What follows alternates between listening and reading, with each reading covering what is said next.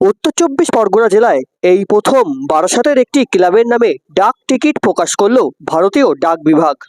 1950 সালের 23শে জুলাই বারাসাত শহরে শ্বেতপুকুরে একটি বট গাছের নিচে তৎকালীন কয়েকজন মিলে বৈঠক করে বারাসাতের অগ্রদূত ক্লাব তৈরি হয়েছিল। সামাজিক কাজকর্ম থেকে স্থানীয়দের বিভিন্ন প্রয়োজনে অগ্রদূত ক্লাবের সদস্যরা এগিয়ে আসতেন। এইভাবেই শুরু হয় অগ্রদূত ক্লাবের পথ চলা। ভয়ঙ্কর করোনা মহামারীর সময়ে বিনামূল্যে রোগীদের কাছে পৌঁছে দেওয়া হয়েছে অক্সিজেন এবং অ্যাম্বুলেন্স পরিষেবা। চলতি বছরের জুলাই মাস থেকেই 75 বছর পূর্তির অনুষ্ঠান শুরু হয়েছে। ক্লাবের মহতী উদ্যোগের জন্যই এই প্রথম উত্তর চব্বিশ পরগনা জেলায় বারাসাতের অগ্রদূত ক্লাবের নামে ডাক টিকিট প্রকাশ করল ভারতীয় ডাক বিভাগ। আজ সন্ধ্যে 7:30 নাগাদে এই অনুষ্ঠানে উপস্থিত হয়েছিলেন ডাক বিভাগের কর্মী আকাশ মণ্ডল ও মোহাম্মদ আলী। উপস্থিত ছিলেন বারাসাত পৌরসভার পৌরপ্রধান অশ্বিনী মুখোপাধ্যায় সহ একাধিক বিশিষ্ট ব্যক্তিরা।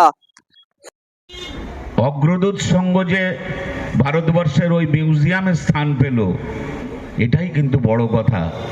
এবং ওখানে ভারতবর্ষের মানুষ জানবেন যে অগ্রদূত সংঘ বলে পশ্চিম বাংলার উত্তর চব্বিশ পরগনার জেলার সদর শহর বারাসাতের একটা অরাজনৈতিক সংগঠন, যারা সাড়ম্বরে সমাজের দায়িত্ব নিয়ে, সমাজ চেতনাকে উদ্বুদ্ধ করবার দায়িত্ব নিয়ে তারা কিন্তু নিরন্তর প্রয়াস এবং কাজ করে যাচ্ছেন। এই সংগঠনের ব্যাপ্তি আরও হোক, কিন্তু সিঁদুরে মেঘ এবং ভয় যেটা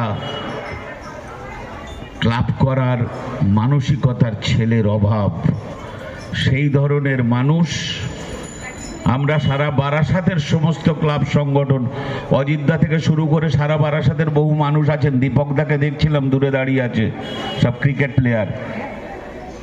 সেইভাবে কিন্তু ক্লাবমুখী ছেলে তৈরি হলো না।